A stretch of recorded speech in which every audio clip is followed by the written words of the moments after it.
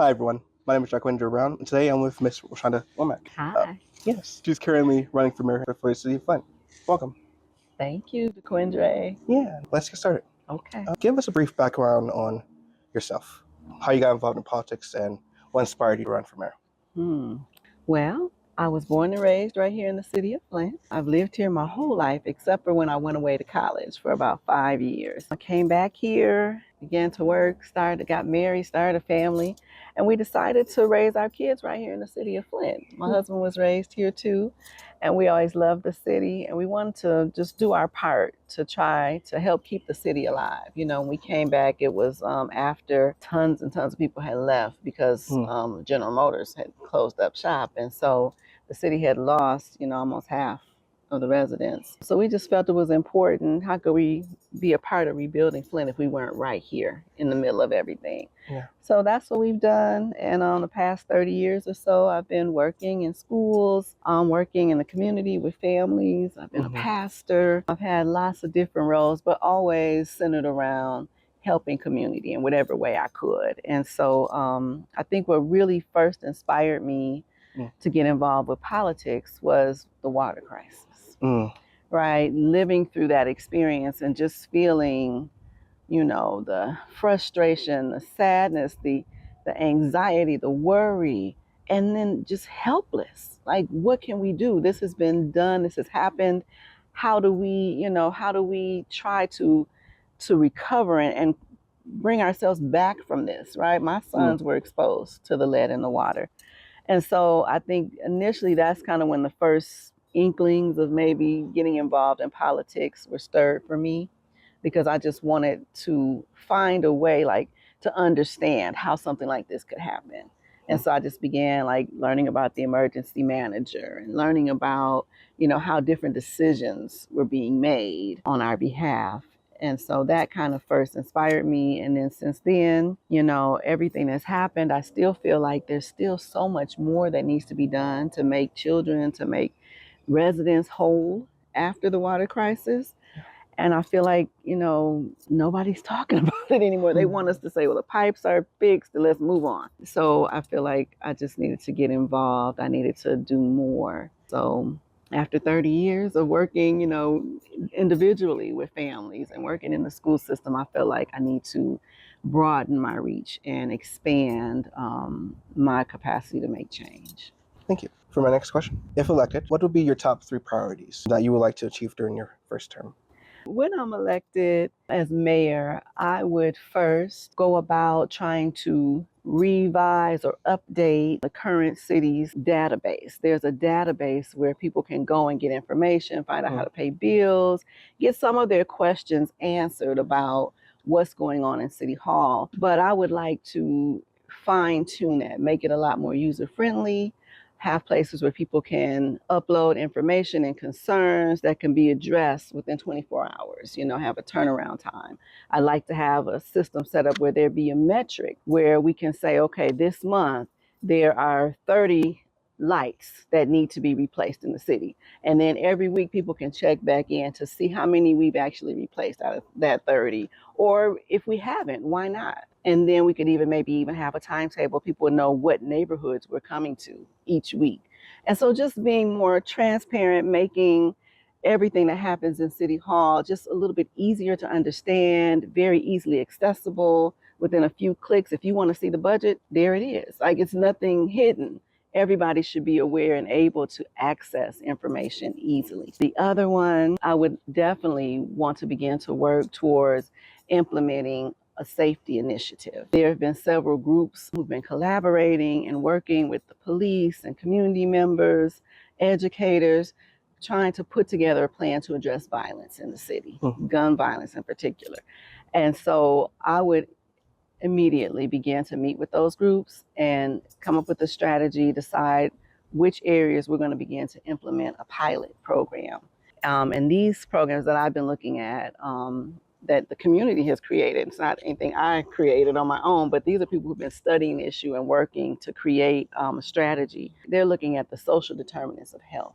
And so you would be attacking this problem, on a personal level, interpersonal level. You'd be looking at social conditions that help to continue to breed violence, and then also, structural issues, like the economy has an effect on violence in our community as well. So just being able to take a holistic approach, I would begin trying to implement that as soon as possible. Okay. The third thing that I would like to implement deals with young people. Our young people, they need our support. I mean, in a number of ways. So one thing I would like to begin to implement is finding ways to create safe places for young people to be. So I would want every child from kindergarten, pre-K, on up to high school to have somewhere to go after school, where they can have tutoring, mentoring, they can be in sports, they can be learning more about STEM, having places for young people to go. So after school services and programs for every young person in the city of Flint, I think is vital. And that even builds on the plan about safety and how do we curb violence in our community. If young people have places to be where they can do something positive, learn new skills, be mentored, that will help to bring down the numbers of the issue with violence. Okay. Yeah. Thank you. Thank you. That was my third question about youth engagement, but you okay. gave the answer. That's good. Yeah, that's one of my things I'm very passionate about, is making sure that we are taking care of young people, because we need to prepare them to take the leadership roles in the next 10, 20 years. They're going to be leading the city. Yeah. So we got to do right by them now. We've got to invest in them and prepare them to be the leaders of the future. Yeah. What would you do to encourage more people to migrate to Flint, either through renting or buying property outright, without negatively impacting residents that are currently living within the city? I think one thing we could do to encourage people to migrate, I like that word. My father migrated here from Florida. My mother migrated here from Jamaica. Yeah. You have to have something that's appealing. All right. So them rebuilding this new campus over here, Flint Central High School, that's my high school, rebuilding that school. Having a good school system is important for people to want to come here. Having jobs that pay living wages encourage people to come here. And then land, we've got land. We've got lots of vacant lots. We've got a lot of houses that can be restored.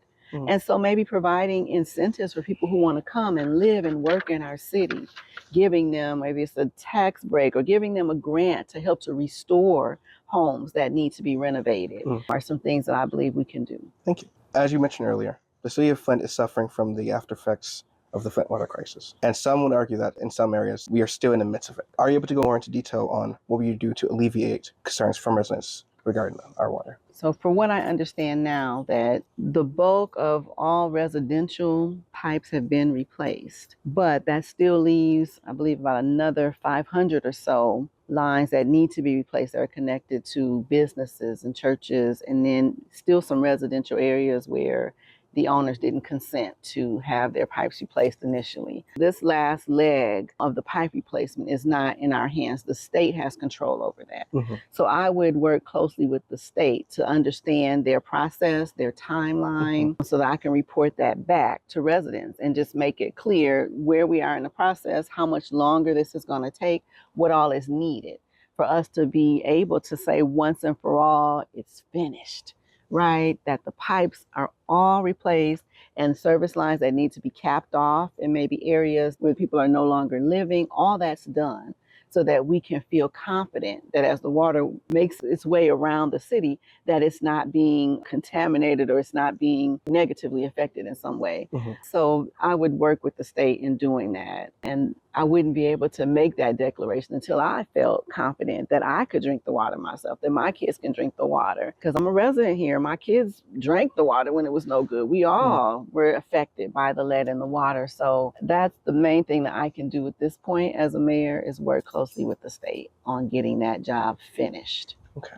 As you are well aware, the federal government has been ramping up their ICE operations across the country and within Genesee County itself, putting people illegally in detention centers for months on end in terrible conditions based off the color of their skin. What would you do as mayor to make sure that residents, especially our immigrant community, feel safe within the city? I would love to see Flint become a sanctuary city where we make a public declaration that we will not cooperate with ICE. I would talk with the police chief to make sure that our police department and our tax dollars would not go towards helping ICE in trying to, I say kidnap people, because we don't know where people are going. We don't have any information when people are taken by ICE as to really what's going on with them. And so I would definitely support us being a sanctuary city, and I would not agree to our police department being a part of any of these agreements that allow local police to work with ICE. So I would not support that at all. I have one final question. What would you describe it means to be a Flintstone? So, oh my goodness, how would I describe it? I wrote a song about it actually. Really? You know that you have to pull my song up on YouTube. I've got a song called We Are Flint, and I wrote it right after the water crisis. It was kind of my way of coping with everything that was going on. But I think to be a Flintstone, it's really about just having that tenacity, that grit, to be able to bounce back after tough times, right? To be able to still keep your head up, even though you may face what seems like insurmountable odds. And so anybody who has lived in Flint for as long as I have, or any good length of time, I think you begin to notice that around you. About Flint is made up of people who have great hearts, right? People who love deeply, people who feel strongly about whatever opinion it is, whether which was best high school or or like even our pop burners is like the pop Kogel is the hot dog. Like we have strong opinions. Yeah. And what we love, right? So I think to be a Flintstone means to love hard, to be a person who can overcome adversity, and a person who is always hopeful. Always hopeful that there's something better for us on the horizon. Yeah. Thank you. Is there anything that you would like to say to our audience? Well, I just want to encourage you to vote for me for the August 4th primary. Like I said, I'm a Flintstone, born and raised here. I love our city, and I just feel called to this time, to this place, to this season, to bring a breath of fresh air to leadership in the city of Flint. I'm all about unity, diversity, and us working together on one accord to get things done for the residents of our city. Thank you, and thank you for joining me. Thank you. I appreciate it. Yeah. Thanks.